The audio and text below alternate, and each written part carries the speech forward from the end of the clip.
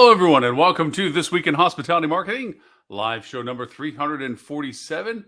I am your host, Loren Gray, and thank you for the privilege of your time today for those that are watching us live on all the variety of platforms that we are on. And yes, I'm just looking at a few people that are joining us on Facebook and also on LinkedIn. Thank you very much. Anyway, let's get right to today's topic. The topic that I've picked today was out of conversation I just had the pleasure of going up to Indianapolis for a first business trip in 2 years, almost to the day. Last time I took a business trip, I think, was to participate as a speaker at the NAVIS conference in San Antonio, March of 2020. Wow, what we know now compared to what we know then. I just finished the pleasure of going to Indianapolis for the first time to visit my clients with Shocking Hotels to their 2022 summit, which they also delayed by 2 years. And they were they did an excellent job, great content and so forth. And thank you for everyone at Shockit for the privilege of being able to speak with you for over the course of the couple of days that we were together. Out of that conversation and out of other things that have been making it into the news, I came up with this conversation mainly because people aren't thinking through. Unfortunately, a lot of times we as an industry, and I don't think we're exclusive to this, are only looking at what's right in front of us at the time. And the conversation up in Indianapolis came to strategies and thoughts as to how the trend of market will continue forward. We have a lot of influencing factors, as always, in our market and our market demand. We are currently in spring. Historically, for our industry, there are those that lose audience and those that gain audience from that loss. I am in Florida, so we're one of the people that gain the audience from places that lose it because they want to come visit us from where they live. As such, as with all revenue management and so forth, we go through what segments are in demand. And I can honestly say that for the most part, spring is not a corporate travel demand or in some ways group travel demand. But there are two things that are happening in our current market right now that are hybrids. One of it is this statement that 2022 is the year of the weddings. And that is no exaggeration. A tremendous amount of places are seeing an overwhelming demand in pent-up weddings that were delayed, postponed, or just simply because of now available to be able to create their wedding plans. Venues are at high demand. Hotel accommodations related to wedding packages are high demand. And as a recommendation to anybody that doesn't have somebody focused in on the Smurf markets, particularly towards weddings and reunions and what have you, it is a very strong market to pursue. But spring break is more of a transient push. And as such, we do a lot of things, of course, yield rate for those demands coming to our hotel and so forth. But we also know that other segments get slightly depressed. And one of those is corporate. Now, there has been current conversations that there is going to be at least a permanent reduction of 2019 corporate travel demand of 15% in 2022. That is the anticipated assuredness of demand reduction. Why do people say this? Is because we have found efficiencies and cost savings in other ways. We do Zoom now. And so we know there's a lot of clutter conversation and meetings that were really done face-to-face that can be replaced with Zoom calls. But that doesn't by any means cover the spectrum. And I say that firsthand now, having gone to Indianapolis. I've been dealing with people on Zoom for 2 years. And although we were productive and although it was beneficial to have those meetings, they by no means really replace personal time. And there's been a lot of discussions as to how that happens. What makes personal engagement so much different than being able to still see me on a screen? And you can refer to body language. You can refer to temperament. I like to refer to it as the interruptions of silence. In these circumstances, as you're watching me on the screen, my commitment is to keep the conversation going. That usually only happens if I'm standing up in front of a room full of people in a first-person perspective. Like, okay, I'm here. I'm supposed to be telling you stuff. I'm in the front of the room. I have a slide deck. I'm discussing. This isn't that. I don't share slide decks on this. I don't do screen shares of this is this. This is very rarely do we actually do that, I should say. It's more of an interaction. That interaction also means that we can have conversations back and forth. Right now, this is a one-sided conversation. I have chats in the side, which I'm looking to make sure I'm not missing, from people, but they're not actively on the screen with me. Now, we've had the show where we've had several talking heads, sometimes too many, sometimes too few. But it always is difficult because the audio, the latency, the very nature of it is, unless you interrupt, you really can't get into the conversation unless it's a stage planned pause that somebody raises their hand, everybody stops, and that person continues. In first person, that doesn't have that problem. People do interrupt. You can tell when somebody is engaged and when they're trying to interrupt, or they add conversation to yours, because there's the mutual same moment audio that's going on. So that's one thing. So even though a lot of the business travel is being replaced with Zoom, it doesn't fulfill everything. But let's just say that 15% is agreed upon. I think it's a little higher than that, but let's just say it's 15%. The topic of today is pretty much about rewards, loyalty, and subscriptions, the great rethink of 2022. Our programs, our loyalty programs, as labeled by brands in particular, and I will pick on brands first because they're the ones that have the largest numbers when we talk about this, is based on basically frequency. If you look at their programs, pretty much everything is based on, once you have spent these many visits with us, we will give you this as an acknowledgement. And we've talked about the lackluster reward programs as they exist, the featureability of it. I will contest that no brand has a good rewards program. It's a frequency program. It's not even a rewards program. It's a carrot on a stick program. But it was based on frequency. Frequency isn't a transient segment discussion.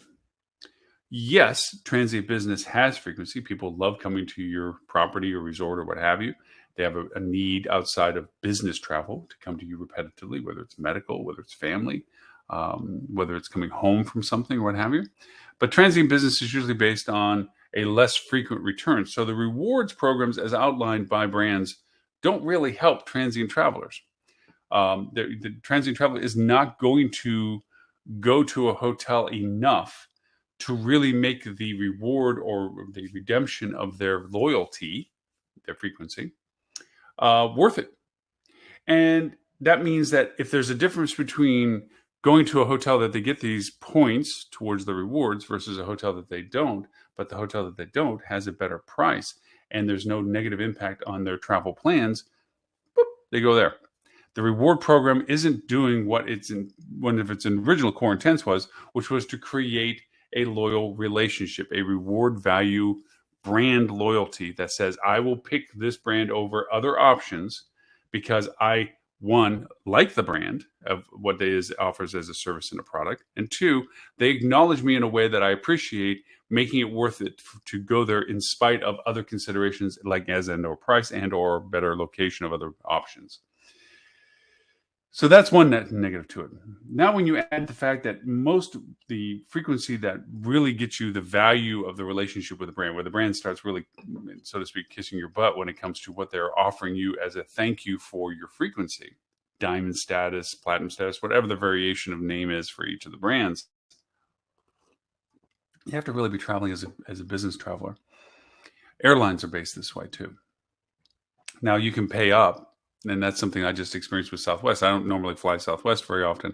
And I flew this time, and it was well worth the business select monies to put me in the front of the line the way they load the plane because of my size and my, just I want space that I can actually be by the aisle. I like being by the aisle or whatever.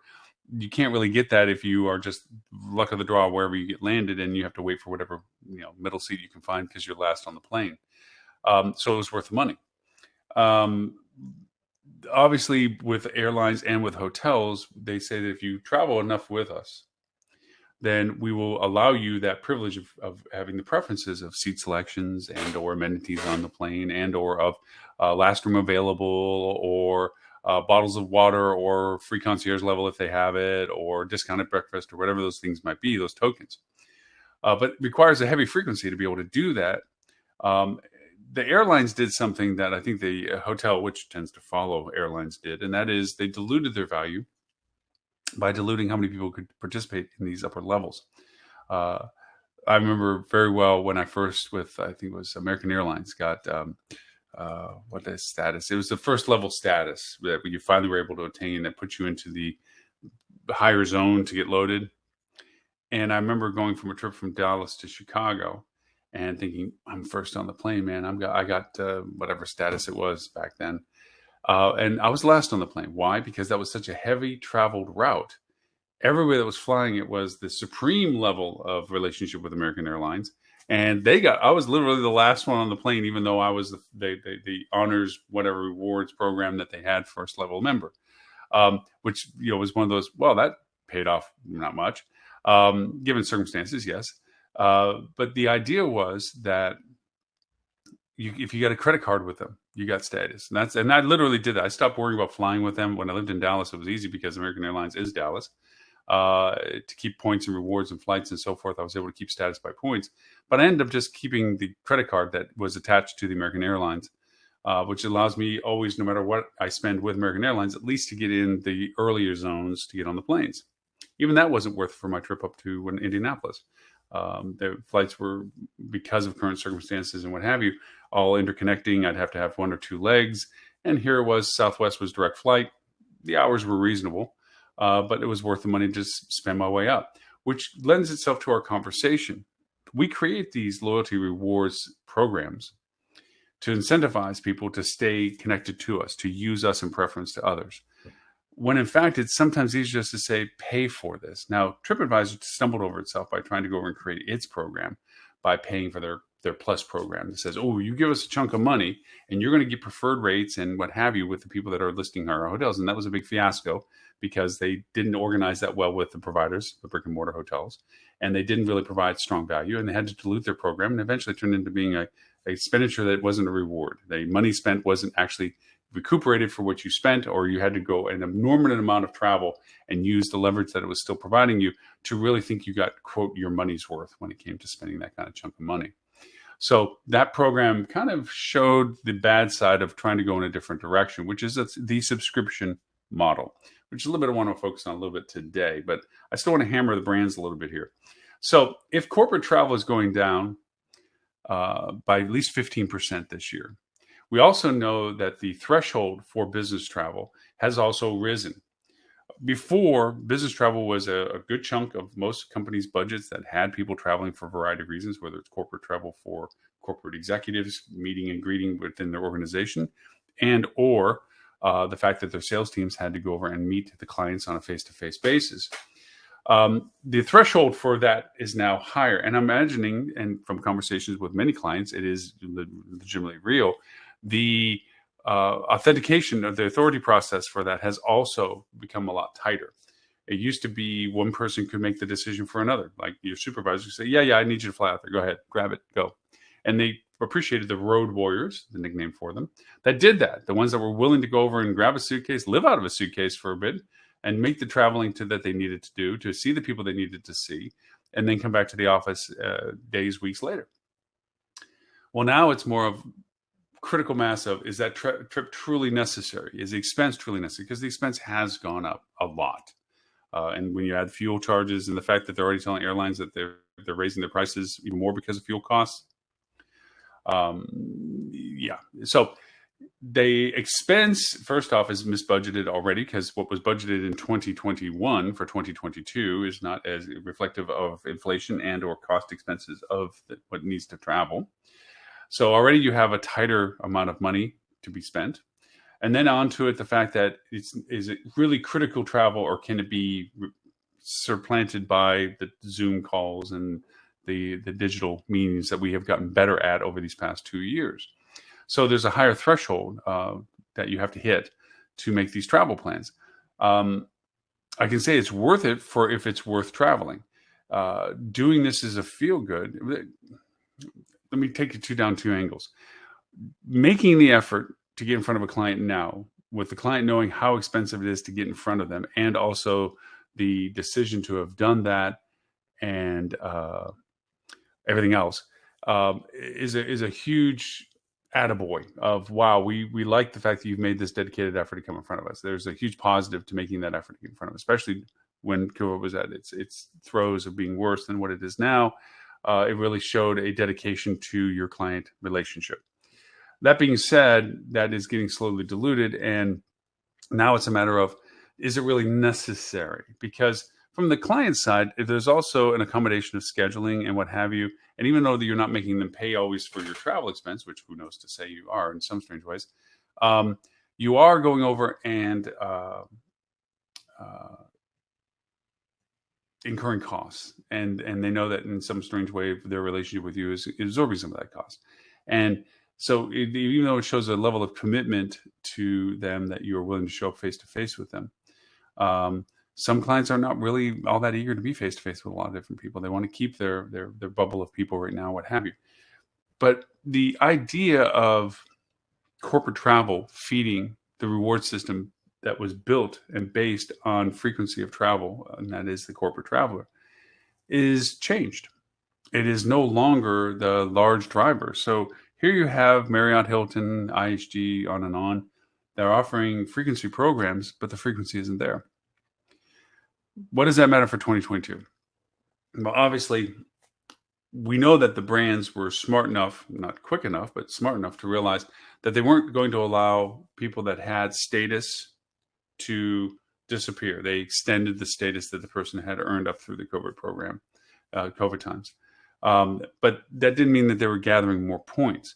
A lot of road warriors, business travelers, combine their strategy of business travel with the rewards programs. This was a driver for them to go to particular brands on a regular basis because they took those points and then moved it over to their family vacation. If their company allowed them to gather the points, they went over and now had the points to go over and take their family on a transient vacation. And with that, that was kind of like a freebie that the company could give them. It's like, hey, look, we'll let you get the points. You're doing the travel. We'll let you have the points. Some companies weren't that generous.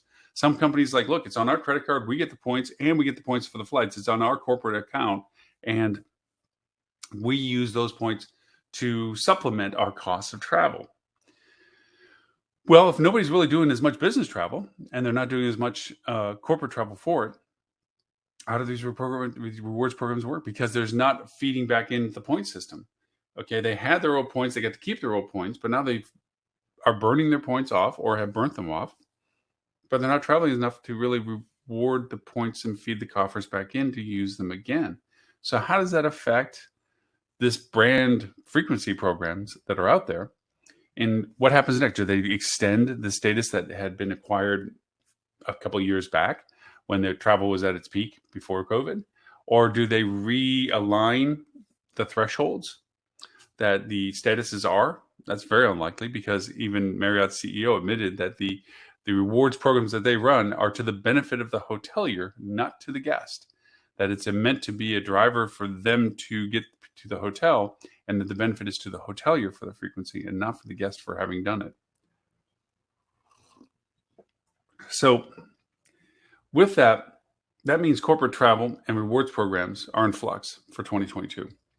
There's not enough people doing enough business travel to refill the coffers of points for these rewards programs.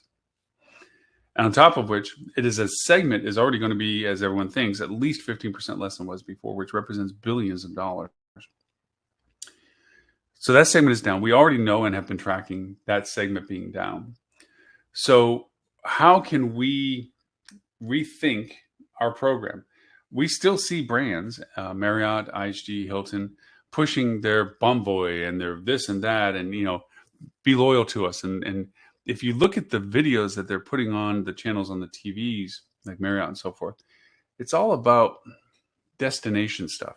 It's not about business travel and that I'm in a quality product in a mid-scale market, but just wait until you get to go to Belize and use your reward points. Well, where am I getting the reward points? And why would I go there? What's the reward value? Because it's expensive as heck to go there. I don't have points to dilute that cost. And you're saying if I stay loyal to the brand indeterminately, that I will be able to enjoy some preferred status with you, which is not really relevant, to enjoy a product that is going to cost me more to go to. It's hard. Now, a lot of the credit card companies, like American Express, always with their Platinum program, their Black Card, whatever, and Visa and so forth, those are MasterCards. Those have a status, but they're also expensive. It has to be a value proposition. The reason why rich people are rich is because they understand where their money is going most of the time, and they don't spend where there's not a need to spend. And if there's a way to save, there's a way to save, because that's how they have money, is they know these things. So maintaining a platinum card, as status driven as it is also a question of, is it worth it? Am I traveling enough and getting the rewards from it enough to warrant using the card enough? Or should I just take a lesser card and just take some sort of redemption value for the usage of the card at the level that I'm now using it for? I think there's a lot of rewards programs that are out there that are trying to rethink how they do this. Now, one of the things that have crept up into the conversation is subscription relationships. I listened to a fascinating conversation from the Skiff podcast when they were interviewing Klaus with Citizen M. When they talked about the variations of Citizen M being asset heavy versus asset light, they get to control the entire tech stack. They get to they can turn on a dime because they own everything. Unlike a Marriott and such, which doesn't own anything barely, or small portions at best, they are asset light. They have to influence those that do own the asset to convince them to do what they think is best. Where a Citizen M, being the owner of everything, can simply say, this is what we're doing, and create the changes necessary to do it. They were touting the benefit of that. But one thing that they touted was this future thought process of a subscription relationship. I think the idea is sound. Well, how they come up with it is going to be innovative. I think it's going to be different and going to be new, and it's going to be fascinating for their lifestyle brand that they have, which is quite a testament, because they're one of the few independent, non-largely owned, in the sense of being part of a large organization, that they can operate at this level, and they own all their assets. Subscription models work when there's a value proposition that works for the people that are buying it. You have either the need to have a value current that's worth the effort to connect, or you have to have the value future, which is the reason to stay residually connected to it. Hotels are struggling with creating that value proposition. Most of our clients are either branded or unbranded. The unbranded ones have a frequency problem in comparison. The branded ones are part of a larger system, and so they can rely upon the fact that even though you may not be coming back to us, you want to come to us because it adds value to all the reasons why you hang around our brand. Independents are like, look, and then from an independent, if I get a guest that comes to our hotel for transient leisure business 3 to 4 times a year, that is great. And I want to acknowledge them, reward them, and thank them by giving them whatever it is to acknowledge the fact that I want them to keep doing that year in and year out. It's just not the one year they did it. I want it to come back the next year and the next year and the next year. That's the long-term relationship. For those that are coming to me for 1 or 2 or 1 every 2 years, whatever the variations are, I need to acknowledge and thank them for having come to us so that I can stay front of mind with them in their decisions in the future should they want to come back to my market. That means that things like having apps for your hotel or rewards programs that are based on the same pattern that brands are running, which is the frequency program, what have you, are not going to be valuable, because I'm not going to get them back enough to really say, hey, if you come back on the 3rd time, I'll give you something. I don't really even know if I'm going to come back the 2nd time. So tell me that I need to come back for a 3rd time. It's just out of the realm of me being interested in connecting, because what you're asking for me, I email and or can you send me stuff and whatever, not worth my time. I don't need to be distracted with a bunch of clutter to my email on something I'm probably not going to take advantage of, or I'm uncertain about taking advantage of. So for that reason, if you're going to offer a subscription and or loyalty relationship with the guest, it has to have immediate reward that is worth it, and a long-term value proposition that is worth considering. So subscriptions can be in a variety of ways. And I would like to translate subscriptions into gift cards as just connecting 2 dots to something. Gift cards are a way of keeping a tangible tether to a guest, because once they own a gift card or have a gift card, they're going to want to redeem the value you've given to it. Whether they've purchased it with you, or whether you gave it to them, or whether you gave an offer to them that gave an extra value to one. But the idea of having a gift card is a tethered relationship. That tethered relationship allows you to keep consistent communication with them, because they still own something of value that is only valuable to you. They can't redeem it elsewhere. I think some of the bane of trying to create subscription relationships or loyalty programs in which you're contributing to a large coffer that says, okay, we're going to pay our portion for you being with us, and we're going to allow people to redeem with us, but now you can go to Starbucks and replace it and use it as well if you want to. There is a value to say, hey, look, I'm probably not going to come back to your hotel, but because I was at your hotel, I got this extra points that I can use for what I do need to use it for. Is great to a point. Same too as it is when you offer incentive cards for things that aren't directly you, like a gas card, like a gift card to something in your area, or something that is franchised in other places like a Starbucks. They say, hey, if you come with us, we'll give you a Starbucks card because we have a Starbucks in our lobby. Plus also the card's good for any other Starbucks. You know, that has value. That can be value. Not everybody buys the same. Not everybody has the same priorities. Not everybody has the same motivations. So sometimes the cards that are redeemable in other locations are great. Sometimes the points that are accumulated by being with you that can be redeemed elsewhere are great.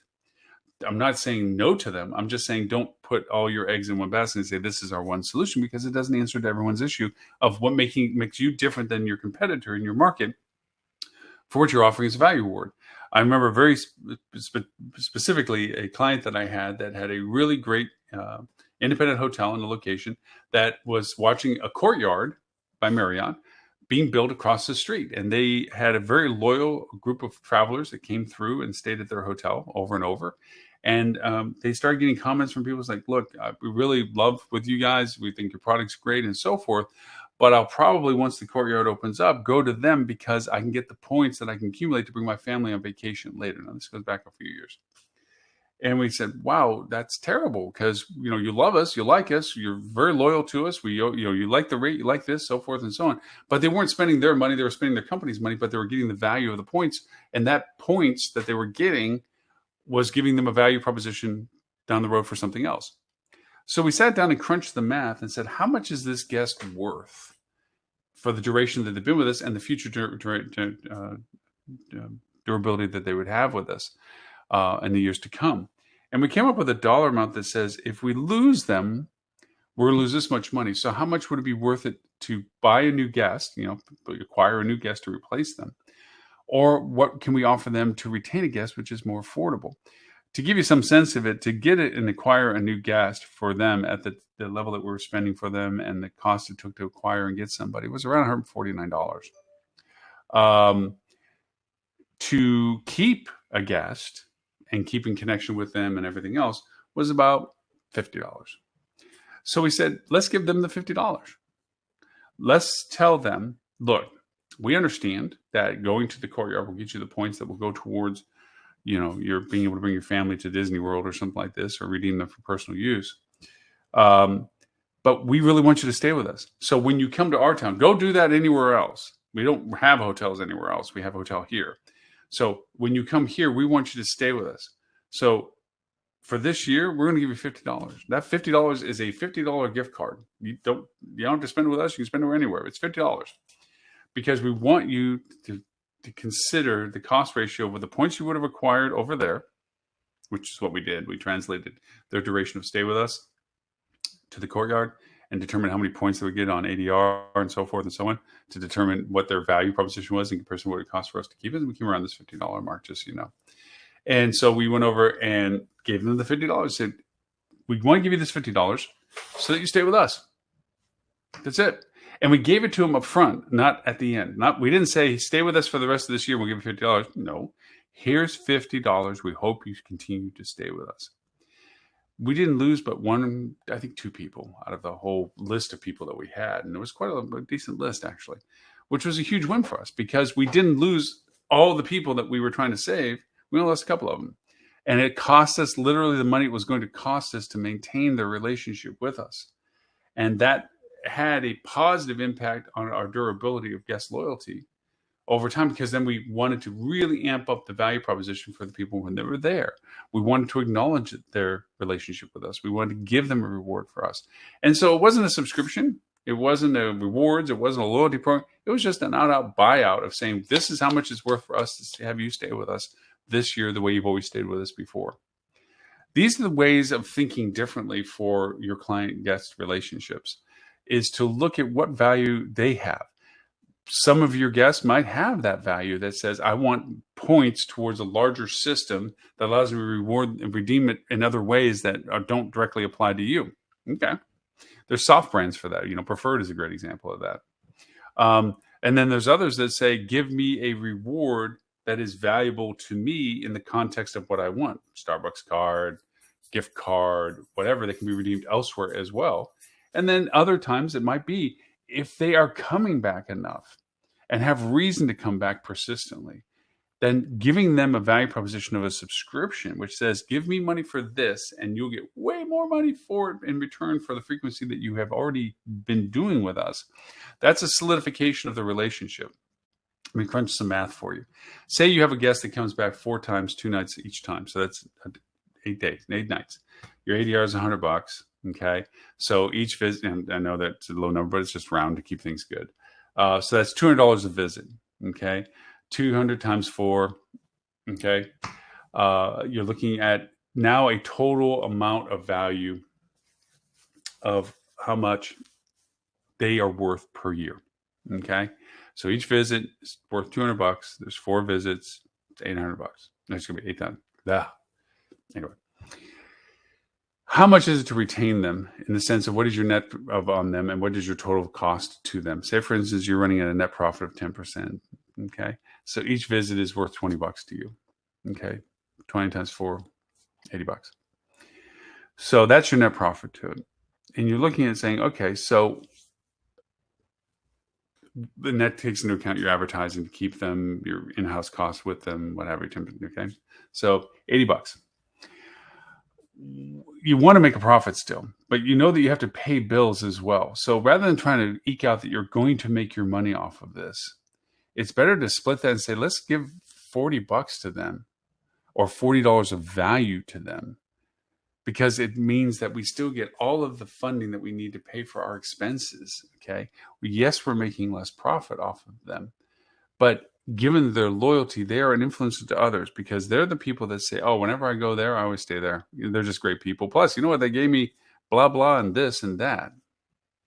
So you can look at it from a different perspective that says these things have different value based on what they are valuable to you and what they're valuable to the guest. It's important to just reconsider how you have your relationships with your guests. You have to understand your guests in a more personal way to understand what it is that drives them to come to you. You can have great service, you can have great product, you can have great location, you can have all those things, but if they find that there is a different value proposition for them elsewhere, that they'll go to a lesser place or a different location that may not be as preferred or what have you, but they get something for it, then you have to find out what value that is to them and how you can compensate it for it with the fact that they're already enjoying your product and services. Going to the idea that we have to rethink loyalty and so forth is critical. There's a few things that are going to be different this year, as they always are, but this thing in particular. As we roll into this year, we're in spring break demand now. And we've seen the mixed bag of that. We do know that international politics and concerns, there is a heightened interest in international travel because of pent-up demand, but a depressed ability to want to do it given the uncertainty of international travel. Yes, we're still in a pandemic. Yes, there's another variation now. Yes, it has effects on travel plans, but we also have on the other side of that conversation a release of mandates for masks, more of a do what you need to do to make yourself feel safe on vaccines. We do know that they're already petitioning for airlines and so forth that come middle of April, even though it's going to be expiring them. They're asking for an early reduction of not wearing masks on planes. I was always one of those geeks on long hauls, especially during flu season. I wore a mask back then, whether it was popular or not, because to me it was like I was traveling a speaking group, a circuit thing, and the last thing I need to do was get sick and couldn't get on stage because that was what I was doing at that time during the year. So those things are influencing. We do know that the restrictions of traveling in and out of countries is changing as to what they're requiring for testing and for mandating masks and making sure vaccination statuses and so forth. With those changes, international travel is still not expected to be strong and returning. We also have domestic influences now. It's already been cleared up that basically the CDC and anybody else that's trying to tell us what we should or shouldn't be doing in relationship to this is saying, hey, cruise ships, it's at your own risk. Go if you want to go, but be safe. If what you consider safe to be, if you want to walk around a mask all day, that's what you do, which I probably would. If you want to go and temper what you do and your exposures and so forth, take tests if you want to. We give you a bunch of free tests. Go for it. A bunch of masks. We gave you free masks. The government is doing this, and because they have to. Nobody wants to be told to do what they do all the time. As much, it's a smart move, but people are just fatigued. They're tired of it, and this is all going to influence their travel decisions. Add that to the fact that we have supply chain issues, which are still existing. We have fuel costs that are higher than they've been, based on politics and what have you. Whatever way you want to blame it, there's still reality. When you go to the gas pump, there's a price higher than what you used to pay. That has influence on your travel expectations. We talked about this last week's show. That drive market, the distance and duration of your stays, literally tied to how much money you're willing or able to spend on your travels. Airlines have already said, hey guys, flights costs are going up because of fuel, which is always in some ways strange excuses because the fuel they're using now is actually cheaper fuel than we're paying for now, and on. But we're not here to talk about the math of that. So we know prices for flights are going to go up, which is going to change people's travel decisions. Where they were going to fly to New York or fly to Disney World, now it might be, well, let's rethink what we're going to do. They're still limited on the time that they can travel away. They were still going to take a 5 work days vacation, 7 or 9 days total travel. Okay. Weekend to weekend kind of thing. But now, does it mean burning 3 days of driving compared to the day of flying? Because the cost is easier, better, but then the cost might not be easier, better because of gas prices. What are you lugging? These are all financial decisions that transient travelers are making right now. They're sitting there going, I have this much money. I have this much time. These are what I was interested in. And this is what I'm capable of doing. This is on everybody's dining room table right now, is they're deciding what they're going to do. How is their family, whatever ages they are, going to be doing for their vacation travel plans during spring break? And this also means an impact in summer plans, because if there is high interest in international travel, but low desire to go with the uncertainty of it, okay, then domestic is being reconsidered. In the domestic market, as mentioned, you have cruises that are now open up with the idea of, hey, we're not restricting stuff now. This is just the way it is. And you have other domestic changes to things. You have what high demand tourist spots are now in high peak costs. There's inflation. There's costs of money associated with spending money. That all influences the people's ability to have travel plans and what have you. These all influence your expectations. Compared to last summer, which was the first time we were able to open the shutters and get out of the rabbit hole and say, hey, let's go do whatever we can get to do that we're allowed to do before it changes again, because we've been penned up for this long. We need to get out. And our industry took that business and destroyed our service scores and gave crappy service. But if people paid top rack rate for less than what we normally would offer at a lower rate, only under the premise that they were able to do it. If you're expecting that to happen this summer, it's a bad decision to make. It's not going to happen this summer this way. There will be summer demand. Absolutely. There is no doubt about that in that sense.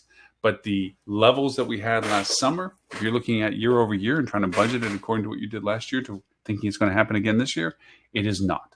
Doesn't mean you're not going to get sold out. Doesn't mean you're not going to be able to ask for a higher rate. Doesn't mean you're not going to have better opportunities. But if you want to create a relationship in future demand for summer that you feel are applicable to the segments that are willing to travel to you for the reasons and ways that they can travel, whether it's flying or driving, distance or not, families or not, you need to be talking to them now and giving value proposition to them that you can afford to solicit them to be connected to you. That brings us back into our conversation of subscriptions. If you can say, look, here's the deal. If you give me $20, I'll give you $100 worth of stuff. Now, you're looking at it from a financial side, why would I take only $20 for $100 worth of value? Because it's relative value. Your retail value, as we all know, has margins of cost expense and margins of profitability. But if you can get them to come to you in comparison to others, knowing that there's upsell capabilities ancillary sales capabilities that go beyond what the value proposition of just the simple booking with you is. Like you have restaurants, you have amenities that people can participate with. You have to factor that into the cost value proposition of your guests. By doing that, you have a better, accurate way of understanding what you're truly giving away versus the value of what you're getting for that. They see it from only their perspective. Wait a minute, I spent $20 and you're giving me a $50 food credit, $25 retail credit, and a discount on my room, blah, blah, blah. Yeah, that's worth $20 to me. That went from you being compared to other destination hotels and resorts in your market to being the choice for them to come to for what in their mind was a $20 expense. So you apply that $20 to the net profit that you would have lost off of the offerings that you gave them. But what did you get for that? You got a booking, which is great. You got a value proposition of them using the amenities, because if you give them a $50 food credit, they're going to spend it in addition to probably more. And even if they don't, they still went to your amenities for that. And if you give a discount, they want to get the discount value. So they're going to buy to get the discount. So you got that value to it. But you also got a direct communication with a guest, a direct means to continue that, because then maybe you can offer them things like, I'll give you 20% off any gift card purchases you get. So if you buy $100, it only costs you $80. If you buy $200, it only costs you $160. So the idea that you can create these relationships for the value proposition, that you can solicit their engagement with you and define you as the proposition that they would want compared to other choices that they have, is the true value of rethinking the rewards programs, loyalty programs, and subscription programs. Rewards and loyalty, if you really want to be accurate, loyalty is about the relationship. Loyalty comes from not frequency. Like if you've been, for you to be my best friend, you have to be my friend for 10 times. And then you become my best friend. No. It's not a frequency. It's a fact that you're willing to enter a relationship that says, I'm going to share with you data about me. And from that, you're going to give me value for having shared that data. That creates a rewards relationship, a loyalty program. A loyalty is based on recognition, identification, and value for that. And for that reason, it's a great way of creating those bonds with people, which is why I bring in the gift certificate conversation and so forth. You can do this in a lot of other ways. There are segments in our travel industry, special needs travelers, that if you can give them a value proposition of what you can do to make their travel experience with you enjoyable, you'll get loyalty. Loyalty meaning that not only will they come themselves, but they'll share with others who are similar in need about your willingness and capability of satisfying their concerns and considerations for their travel means. I was really impressed with Visa coming out with their cards that you can know which one it is. If you haven't noticed with your credit cards, the raised letters, numbers on your credit card and so forth, and raised name, they're gone now. They're just smooth. It seems kind of fun because back in the day, the reason why they were embossed like that was on the credit card machines with the carbon paper, and the paper was when you put the card in, you ran it through, that it gave enough of an impression to make the carbon copies on the paper. And that was an old leftover of the card for so long, and then it eventually went away, and it turned out to be just smooth because it was obviously cheaper to produce. And secondly, it wasn't necessary anymore. People no longer have those credit card carbon paper machine stuff things going around anymore. Bygone era.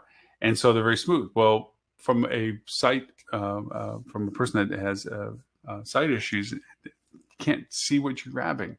It's like what's the difference between a $5 bill and a $10 bill and a $20 bill? You have to learn the feel of the texture to even know, and they're very asimilar. So there's also a great app that has that. You can hold up the bill, and the app will go over and tell you it's a 5 or a 10 or whatever have you, which is brilliant in my mind. But credit cards were still a challenge. Am I pulling out my Visa that I can't see or feel? Am I pulling out my MasterCard, which I can't see or feel? Or am I pulling out my American Express? I can't see or feel. What am I pulling out? Well, they did neat little notches between their debit cards, their credit cards, their prepaid cards. So you could feel the edge of the card and tell that I'm pulling out the credit card versus my bank card, which I think is absolutely brilliant. the idea of bringing all this up, other than just being impressed with the cards that they created, was if you as a hotelier can provide services that accommodate requirements for special need travelers, accesses because of ramps and so forth that are convenient, functional, and equitable to the user. If you have not just the ADA compliant rooms, but you have services that are tailored to specific needs, that's a very loyal market. They will pay attention to you. They will share with others. Before social media, before the internet, it was an internetwork. It was actually one of the first social networks of people that were similar in physical demands, collaborating with others that had the same physical demands and sharing their experiences, places to go. I know this firsthand from a hotel that I had in Florida, where we had in-room refrigerators that were available. They weren't in the rooms all the time. This is back when the refrigerators that were in rooms tended to be mini bars and so forth, and you had to pay for everything. But we had refrigerators that we could put into the rooms that didn't have that stuff in it, or we could clear out the other ones. And because we did that for people that needed to keep their insulin chilled, and the fact that we did that for those people, that spread through like wildfire through their community. And now we were the hotel, regardless of the rate we're asking for, that people would book that had that need, because we didn't try to charge them for it or say, no, we only have one of them or whatever. We made sure we had plenty of these refrigerators because we turned into the place that people traveled to our destination that had that need, because we were willing to accommodate for it. It created a huge loyalty for those people. Anything that you can provide when it comes to, do you have Braille menus in your restaurant? It's a requirement in lots of places, but do you actually have them, and are they up to date? Are they an old menu? Because that's another thing. Braille menus to be made are very expensive. It's not just going to your copy machine and printing them out. And so you think it's expensive now to constantly replace your menus because the price changes. Just imagine adding that to changing your Braille menus as consistently and persistently as you change your other menus. Do you have ADA compliant content that people can go to? These create loyalties, is what I'm saying. By offering and accommodating these people for the needs that make their travel experiences that much more enjoyable, that much more capable, these are the things that create loyalty. Don't confuse loyalty with a frequency program from brands. Don't confuse it from a rewards program that says, oh, attaboy, you showed up and you're fogging a mirror, let's give you something for it. That's a reward. Participation awards, it's a reward. Hey, you played, you didn't win anything, but because you played, we're going to give you a little. They can be diminutive, they can also be trite, and they can also be not relevant and tone deaf if you don't give it in a way that is meaningful. Loyalty is about addressing and creating a relationship with people that warrants them return to you. Subscriptions are based on the idea of saying, I can incentivize you by contributing to the cost that it takes me to provide something for you. I can give you better value if you're willing to give me money towards it. That where you give me a part of it, I can go much farther by giving you more things. That is a subscription relationship. Understanding the frequency of people's relationship with you also denotes as to how and what you can give them. We are very much about a here now society. You can't give away the farm because somebody just happened to show up on your doorstep, but you can acknowledge the fact that they showed up on your doorstep compared to somebody else. That acknowledgement, that awareness of what others are doing and what you can do for them creates the loyalty relationship of further relationship interactions. So it's a rethink, given the consideration that our market demand will be different this year compared to last year. That is our lives. The fact that corporate travel definitively will be reduced by what everyone considers at least baseline of 15%, creates an issue of value when it comes to the programs that do exist with brands right now for hotels, the Marriott's, Hilton's, IHGs of the world. The consideration of what else you can do about it if you're a non-branded hotel should be thoughtful in that way as to what you can offer for it. I think management companies and ownership groups have a huge leverage point that they're not taking advantage of, and that is their own identity. They may own a branded hotel or a series of branded hotels, but they are an overview of those, and you can offer value proposition through your ownership group that answers to a lot of this without jeopardizing your brand relationship for that particular property.